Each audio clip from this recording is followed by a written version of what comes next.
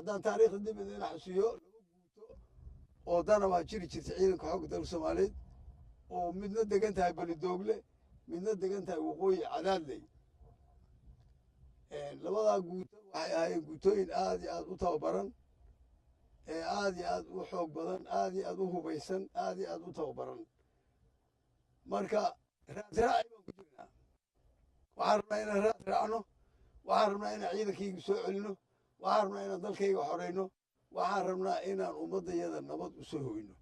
waxaan rabnaa inaan dalkaygu dal nabad u noqdo waxaan rabnaa in dalkaygu horumar yeesho waxaan rabnaa in carruurteedu iskuul aaddo iyadoon baqayn waxaan rabnaa in ummaddaydu horumar hesho caafimaad hesho waxbarasho hesho dawlad keliya lagu haawi karaana keliya oo lagu heli karaana waxa weeye in aan iska dhicino nimankan oo mataqaana nabadiidka argagixisada aan ogolayn intaasoo dhan aan sheegay inaan helno marna ma ogola inaan helno waad aragtiin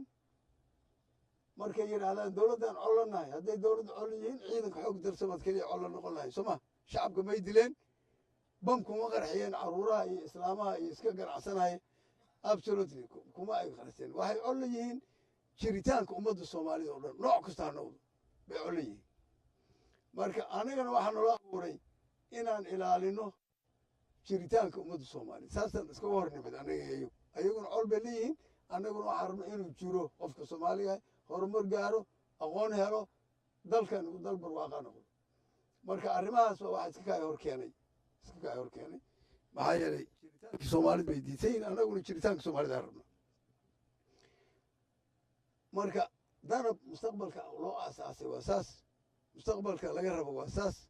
waxaa laga rabaa oo aada uga duwan tihiin ciidamada kale ood ogtihiin inaad uga duwan tihiin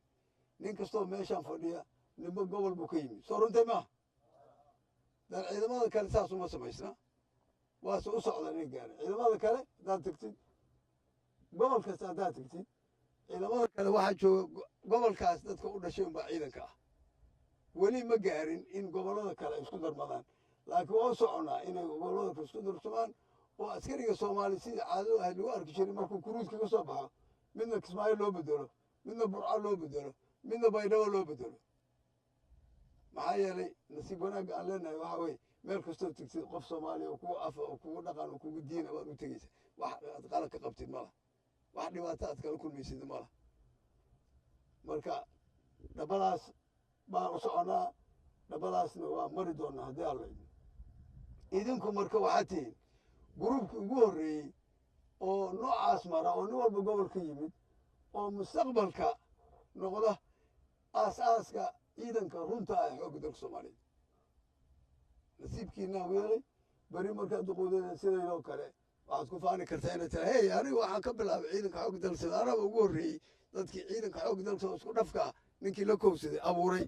waxaa lagu faanay noqon doontaa 20 sano 30 sano kabacdi weerate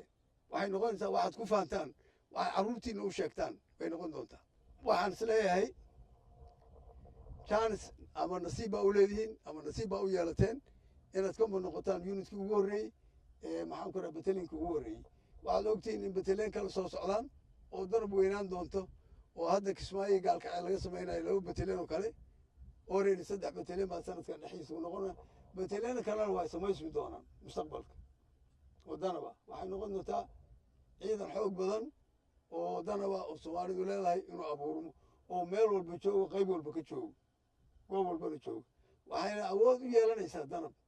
inayna hal meel ka dagaalamin meelo badan ay ka dagaalanto ninka beli doogli jooga inuu ka dagaalami karo buuraha galgala kan buuraha galgala joogan uu ka dagaalami doono kismaayo iyo maxaan ku rahdaa iyo meelo kale ama beled weyn ama meel kale maxaa yeelay dalka soomaaliyeed annagaa leh annagaana difaacayna waana iskula kaa yimid meel kastuu joogo cadowga jooga galgala iyo cadowga kismaayo jooga iyo kan garbahaare jooga kan doolow jooga kan xudur jooga kan beled weyne jooga waa cadowgeenna mar kasta marka habba meeshii loo baahdo waanu tegi doonaa waana ka dagaalami doonaa